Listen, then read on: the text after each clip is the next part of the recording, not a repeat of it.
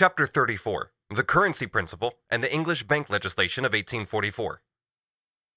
In an earlier work, we investigated Ricardo's theory of the value of money in relation to commodity prices. We can confine ourselves here, therefore, to what is most essential. According to Ricardo, the value of metal money is determined by the labor time objectified in it, but only as long as the quantity of money stands in the right proportion to the quantity and price of the commodities to be exchanged. If the quantity of money rises above this proportion, its value falls and commodity prices rise. If it falls below the right proportion, its value rises and commodity prices fall, as long as other factors remain the same. In the first case, the country which has this surplus of gold will export the gold that has fallen below its value and import commodities. In the second case, gold will flow into the countries where it is priced above its value, while the undervalued commodities from there will flow to the other markets, where they can obtain normal prices.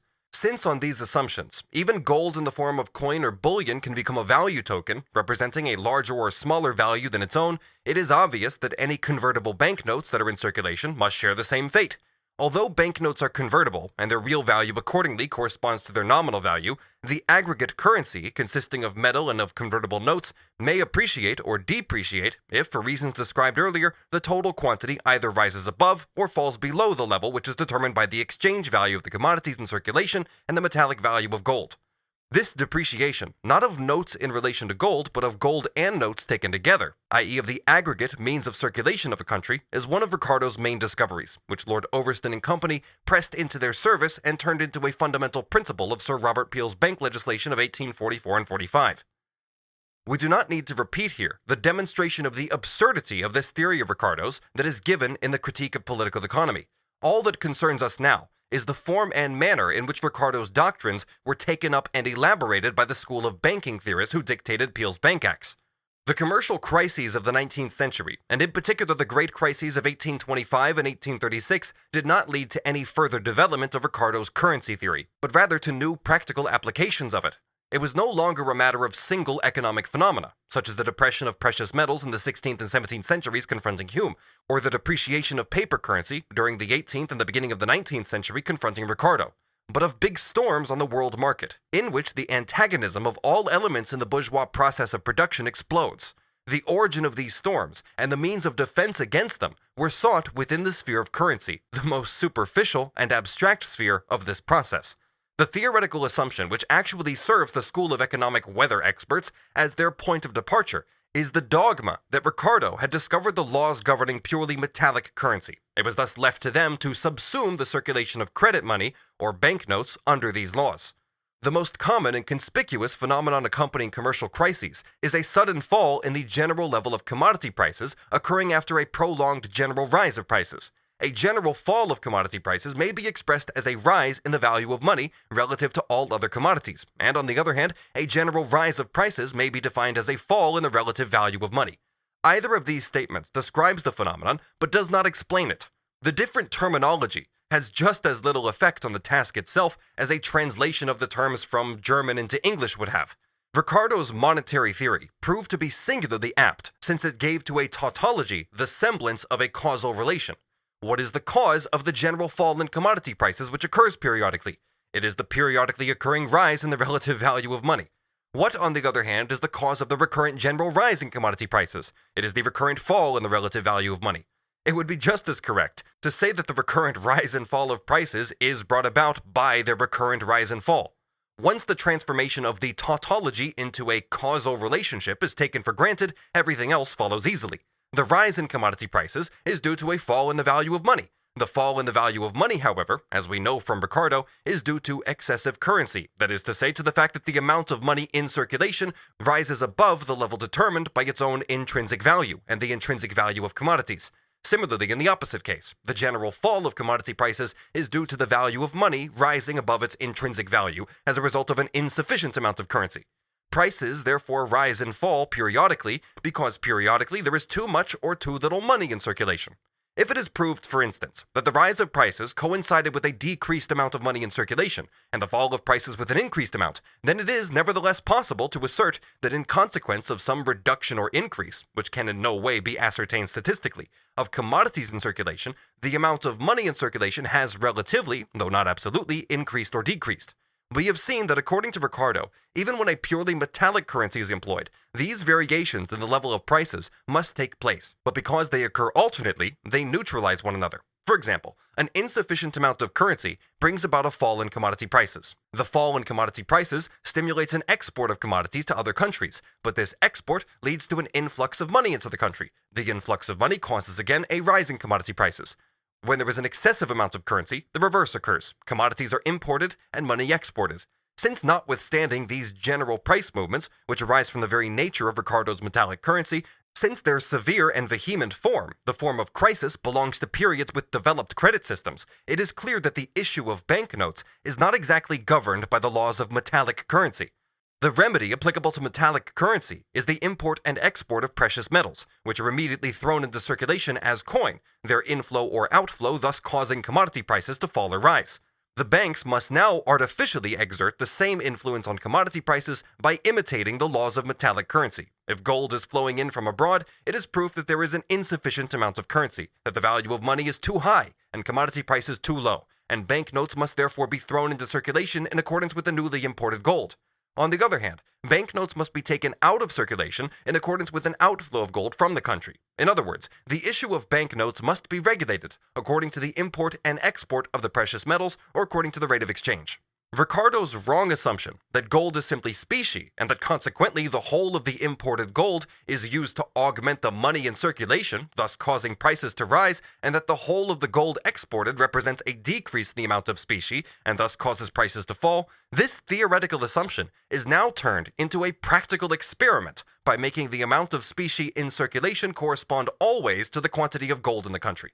Lord Overston, Jones Lloyd the banker, Colonel Torrens, Norman, Clay, and numerous other writers known in England as the Currency School have not only preached this doctrine, but have made it the basis of the present English and Scottish banking legislation by means of Sir Robert Peel's Bank Acts of 1844 and 45. The analysis of the ignominious fiasco they suffered, both in theory and practice, after experiments on the largest national scale can only be made in a section dealing with the theory of credit. This school met criticism from Thomas Tuke, James Wilson, and John Fullerton. We have already seen several times, particularly in chapter 28 of this volume, how inadequately these critics penetrated the nature of gold, and how unclear they were as to the relationship between money and capital. We quote here simply a few instances in connection with the proceedings of the House of Commons Committee of 1857 on the Peel Bank Acts, that is, B.A. 1857. J.G. Hubbard, former governor of the Bank of England, testifies, "The effect of the export of bullion has no reference whatever to the prices of commodities. It has an effect, and a very important one, upon the price of interest-bearing securities, because as the rate of interest varies, the value of commodities embodied at that interest is necessarily powerfully affected." He produces two tables for the years 1834 to 43 and 1845 to 56, which show how the price movements for 15 of the most important items of commerce were quite independent of the inflow and outflow of gold, and of the rate of interest. They do show, however, a close connection between the inflow and outflow of gold on the one hand, which is in fact the, quote, representative of our uninvested capital, end quote, and the rate of interest on the other. In 1847, a very large amount of American securities were retransferred to America, and Russian securities to Russia, and other continental securities were transferred to those places from which we drew our supplies of grain. The 15 items on which the following tables of Hubbard's are based are raw cotton, cotton yarn, cotton fabrics, wool, woolen cloth, flax, linen, indigo, pig iron, tin, copper, tallow, sugar, coffee, and silk. Hubbard makes the following comment on these. As in the years 1834 to 43, so in the period 1844 to 53, the upward and downward movements in the bullion of the bank have invariably been accompanied with a decrease or increase in the loanable value of money advanced on discount. And as in the earlier period, so in this, the variations in the prices of commodities in this country exhibit an entire independence of the amount of circulation as shown in the fluctuations in bullion of the Bank of England. Since the demand and supply of commodities regulates their market price, it is evident here how false is Overston's identification of the demand for loanable money capital, or rather the gap between its demand and supply, as expressed in the discount rate, with the demand for real capital. The contention that commodity prices are governed by fluctuations in the total amount of currency is now concealed beneath the phrase that the fluctuations in the discount rate express fluctuations in the demand for actual material capital, as distinct from money capital. We have already seen how both Norman and Overston actually maintained this before the committee in question, and to what weak subterfuges they were forced to resort, particularly Overston, until he was finally cornered. See Chapter 26. This is, in actual fact, the old humbug that changes in the quantity of gold, since they increase or decrease the amount of means of circulation in a country, must necessarily raise or lower commodity prices there. If gold is exported, then according to this currency theory, commodity prices in the country where the gold goes must rise, and with them also the value of the exports of the gold exporting country on the market of the gold importing one. The value of the latter's exports on the former market, on the other hand, would fall, since their value would rise in their country of origin, where the gold finds its way. In actual fact, a decline in the amount of gold simply raises the rate of interest, while an increase lowers it, and if these fluctuations in the interest rate did not come into account in establishing the cost price or determining demand and supply, commodity prices would be completely unaffected. In the same report, N. Alexander, head of a big firm in the India trade, expresses himself as follows on the sharp drain of silver to India and China in the mid-1850s, partly as a result of the Chinese Civil War, which put a stop to the supply of English fabrics to China, and partly as a result of the silkworm disease in Europe, which sharply reduced silk production in Italy and France. Number 4337. Question. Is the drain for China or for India? You send the silver to India, and you buy opium with a great deal of it, all which goes on to China to lay down funds for the purchase of the silk, and the state of the markets in India, in spite of the accumulation of silver there, makes it a more profitable investment for the merchant to lay down silver than to send piece goods or English manufactures. In order to obtain the silver, has there not been a great drain from France? Yes, very large. Instead of bringing in silk from France and Italy, we are sending it there in large quantities, both from Bengal and from China.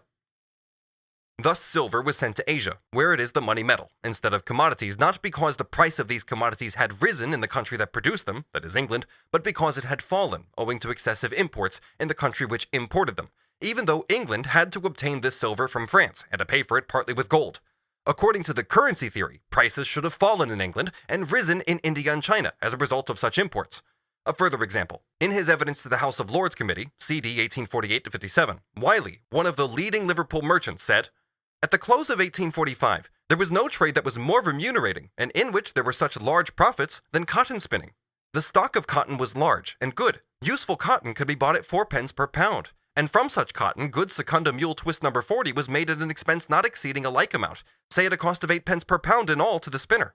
This yarn was largely sold and contracted for in September and October of 1845 at 10.5 and 11.5d. per pound, and in some instances, the spinners realized a profit equal to the first cost of the cotton. The trade continued to be remunerative until the beginning of 1846. On the 3rd of March 1844, the stock of cotton was more than double what it is this day, and yet the price then was 1.25d. per pound dearer. At the same time, yarn, good secunda mule twist number 40, had fallen from 11.5 to 12d. to 9.5d. per pound in October, and to 7.75d. at the end of December 1847. Yarn was sold at the purchase price of the cotton from which it had been spun.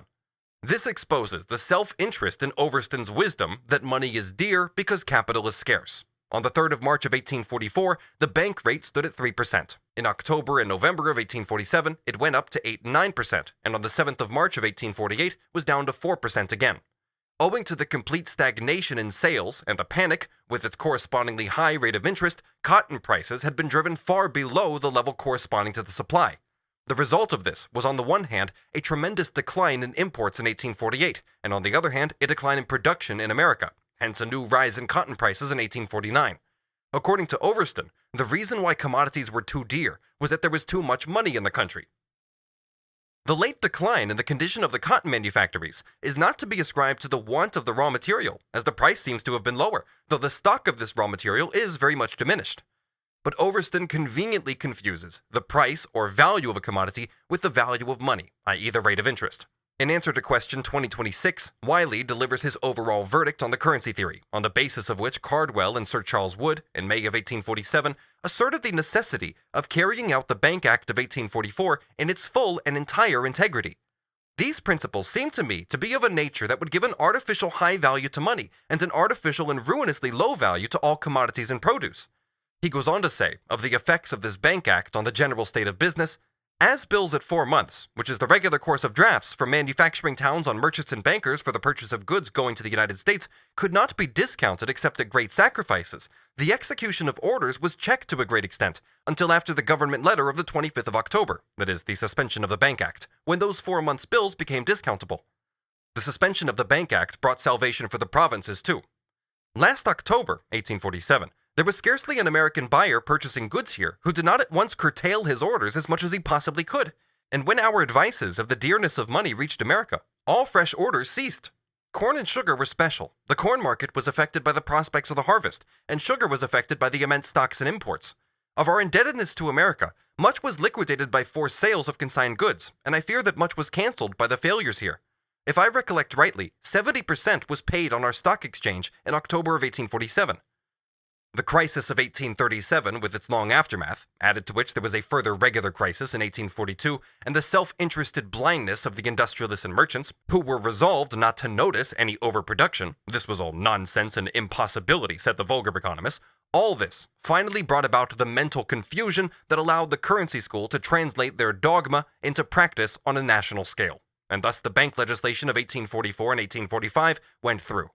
The 1844 Bank Act divides the Bank of England into an issue department and a banking department. The former receives securities, for the most part government stock, for £14 million, as well as the entire metal reserve, of which no more than 1/4 may consist of silver, and issues a sum of notes corresponding to this total amount.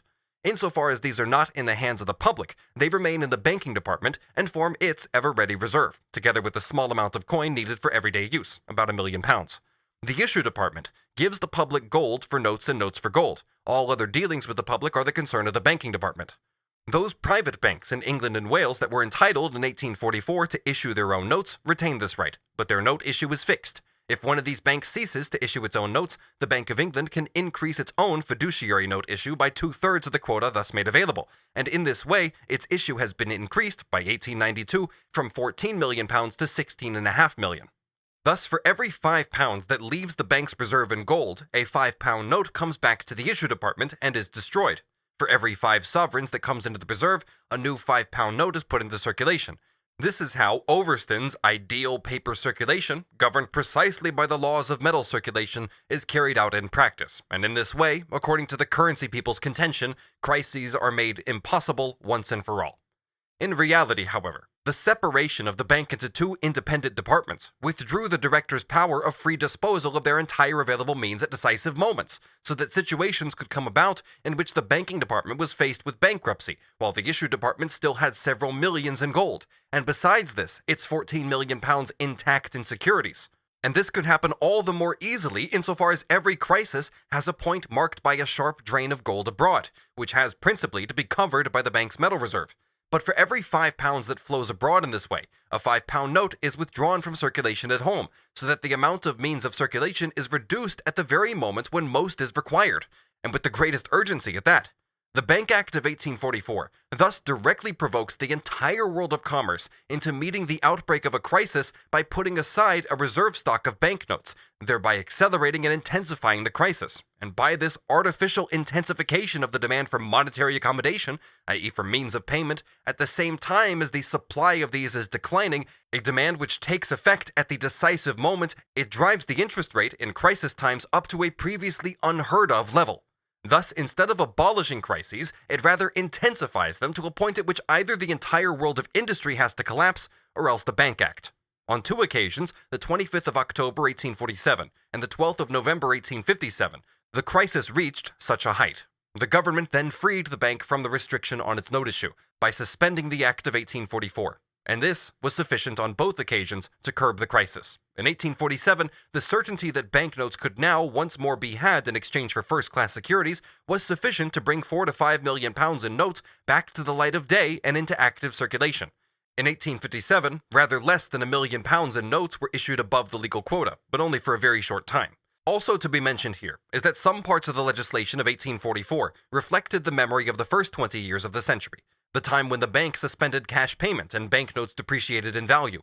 The fear that banknotes might lose their credit is still very much apparent here, a very excessive fear, since as early as 1825, the issue of a rediscovered supply of old £1 notes, which had been taken out of circulation, curbed the crisis and thereby showed that even at that period, the credit of these banknotes remained unimpaired, even at a time of most general and pronounced lack of confidence. And this is quite comprehensible, for in fact, the entire nation and its credit stands behind these tokens. Let us listen now to a few witnesses on the effect of the Bank Act. John Stuart Mill believed that the Bank Act of 1844 had kept down over-speculation. This wise man had the good fortune to give his evidence on the 12th of June 1857. 4 months later, the crisis broke out. He literally congratulated the, quote, bank directors and the commercial public generally on the fact that they, quote, understand much better than they did the nature of a commercial crisis and the extreme mischief which they do both to themselves and to the public by upholding over-speculation.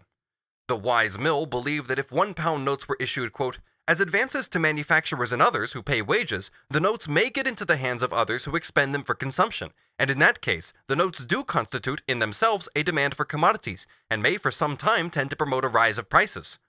Does Mr. Mill thus assume that the manufacturers would pay higher wages if they paid them in paper instead of in gold? Or does he believe that if the manufacturer obtained his advance in £100 notes and exchanged these for gold, these wages would then form less demand than if paid in £1 notes?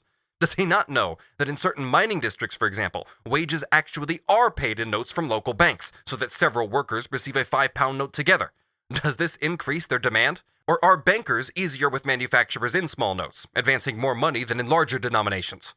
This peculiar fear that Mill had of £1 notes would be inexplicable if his entire work on political economy did not exhibit an eclecticism which never flinches from any contradictions.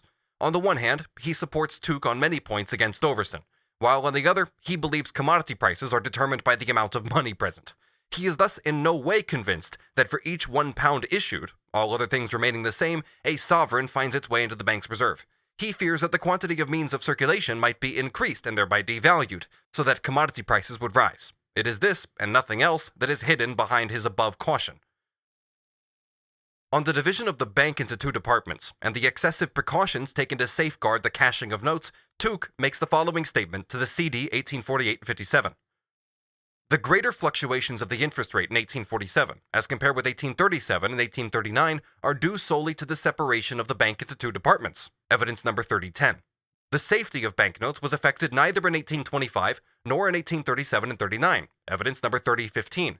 The demand for gold in 1825 was aimed only at filling the vacuum created by the complete discredit of the £1 notes of the country banks. This vacuum could only be filled by gold, until such a time as the Bank of England also issued £1 notes. Evidence number 3022. In November and December of 1825, not the slightest demand existed for gold for export purposes. Evidence number 3023. Quote, in point of discredit at home as well as abroad, a failure in paying the dividends and the deposits would be of far greater consequence than the suspending of the payment of banknotes. End quote from evidence number 3028. Number 3035. Question. Would you not say that any circumstance which had the effect of ultimately endangering the convertibility of the note would be one likely to add serious difficulty in a moment of commercial pressure? Answer. Not at all. In the course of 1847, an increased issue from the circulating department might have contributed to replenish the coffers of the bank, as it did in 1825. Before the Committee on B.A. 1857, Newmarch states, the first mischievous effect of that separation of departments of the bank, and the necessary consequence from the cutting in two of the reserve of bullion, has been that the banking business of the Bank of England, that is to say, the whole of that part of the operation of the Bank of England which brings it more immediately into contact with the commerce of the country, has been carried on upon a moiety only of its former amounts of reserve. Out of that division of the reserve has arisen, therefore, this state of things, that whenever the reserve of the banking department has been diminished, even to a small extent, it is rendered necessary an action by the bank upon its rate of discount. That diminished reserve, therefore, has produced a frequent succession of changes and jerks in the rate of discount. The alterations since 1844, until June of 1857, have been some 60 in number, whereas the alterations prior to 1844 in the same space of time certainly did not amount to a dozen. Palmer's evidence to the Lords Committee, CD 1848-57, is also of particular interest, since he had been a director of the Bank of England since 1811, and governor for a period. In December of 1825, there was about £1.1 million of bullion remaining in the bank. At that period, it must undoubtedly have fallen in toto if this act had been in existence, meaning the Act of 1844. The issue in December, I think, was 5 or 6 millions of notes in a week, which relieved the panic that existed at that period. The first period, since the 1st of July 1825, when the present act would have failed if the bank had attempted to carry out the transactions then undertaken, was on the 28th of February 1837.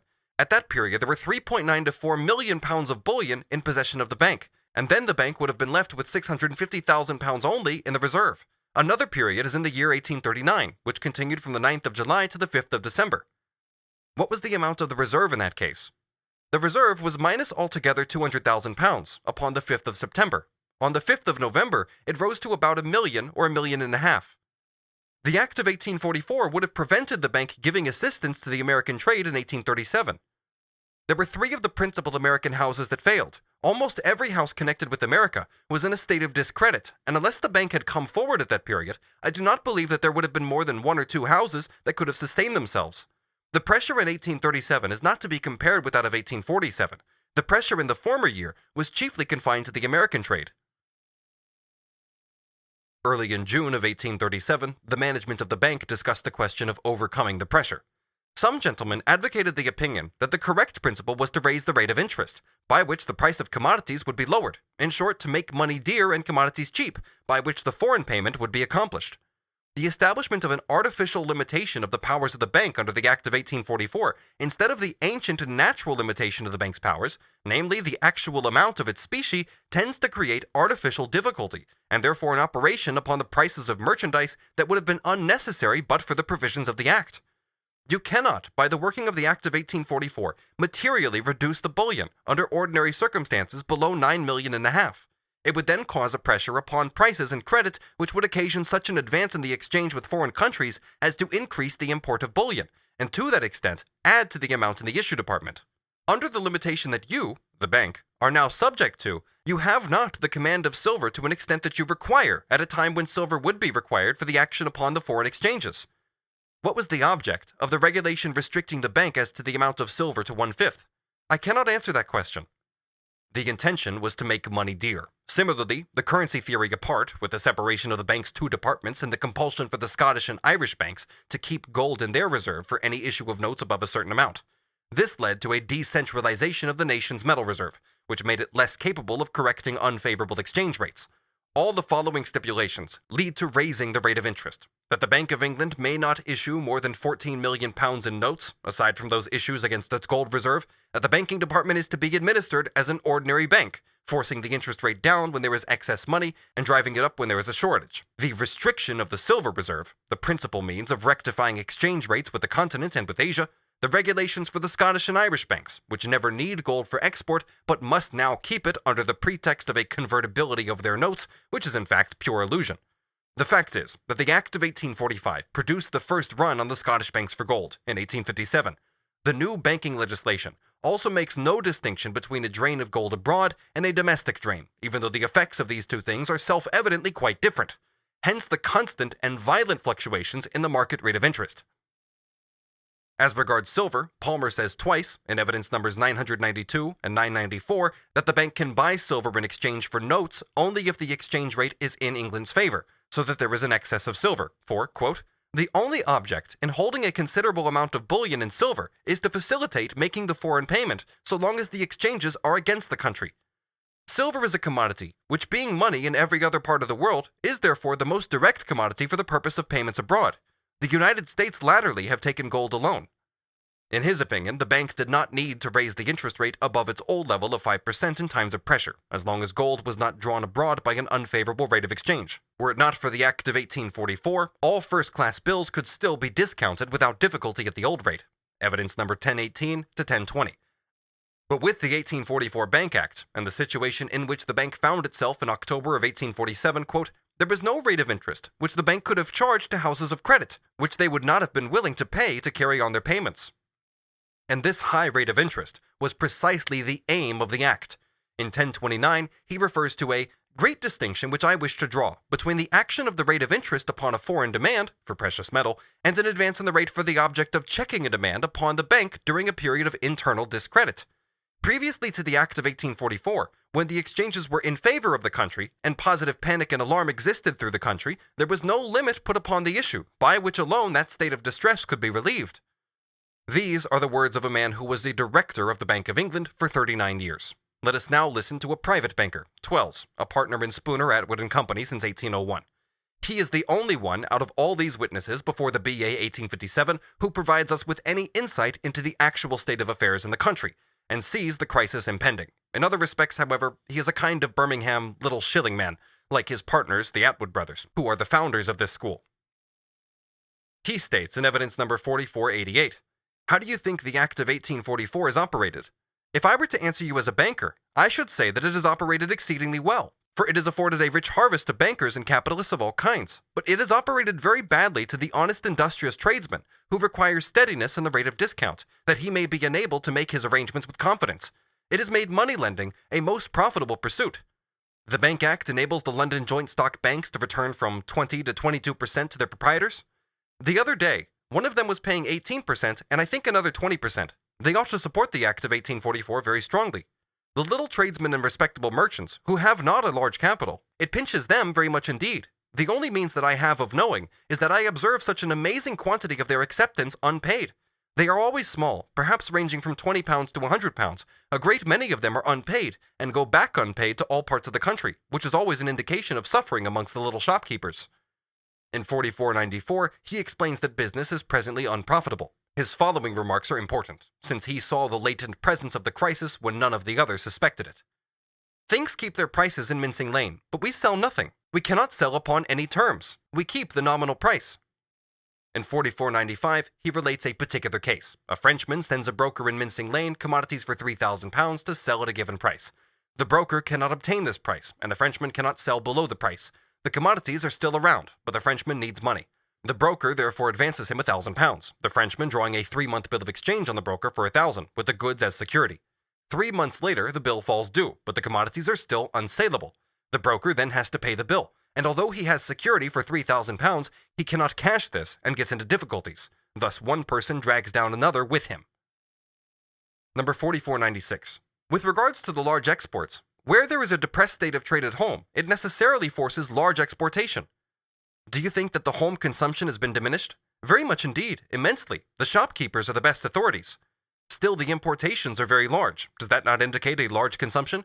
It does if you can sell, but many of the warehouses are full of these things. In this very instance which I have been relating, there is £3,000 worth imported which cannot be sold. When money is dear, would you say that capital would be cheap? Yes. This fellow thus in no way shares Overston's opinion that high interest is the same thing as dear capital. On how business is now conducted, others are going to a very great extent, carrying on a prodigious trade in exports and imports, to an extent far beyond what their capital justifies them in doing. There can be no doubt of all that. These men may succeed. They may, by some lucky venture, get large fortunes and put themselves right. That is very much the system in which a great deal of trade is now carried on. Persons will consent to lose 20, 30, and 40% upon a shipment, for the next venture may bring it back to them. If they fail in one after another, then they are broken up. And that is just the case which we have often seen recently. Mercantile houses have broken up, without 1 shilling of property being left. The low rate of interest, during the previous 10 years, operates against bankers, it is true, but I should have very great difficulty in explaining to you, unless I could show you the books, how much higher the profits, his own, are now than they used to be formerly. When interest is low, from excessive issues, we have large deposits. When interest is high, we get the advantage in that way. When money is at a moderate rate, we have more demand for it. We lend more. It operates in that way. For us, the bankers. When it gets higher, we get more than a fair proportion for it. We get more than we ought to do. We have seen how all the experts consider the credit of the Bank of England notes as unshakable. Nevertheless, the Bank Act ties up absolutely some 9 to 10 million pounds sterling in gold for the convertibility of these notes. The sanctity and inviolability of the reserve is thereby carried much farther than among the hoarders of old. W. Brown of Liverpool testifies in CD 1848-57, "This money, the metal reserve in the issue department, might as well have been thrown into the sea for any use that it was of at the time, there being no power to employ any of it without violating the Act of Parliament."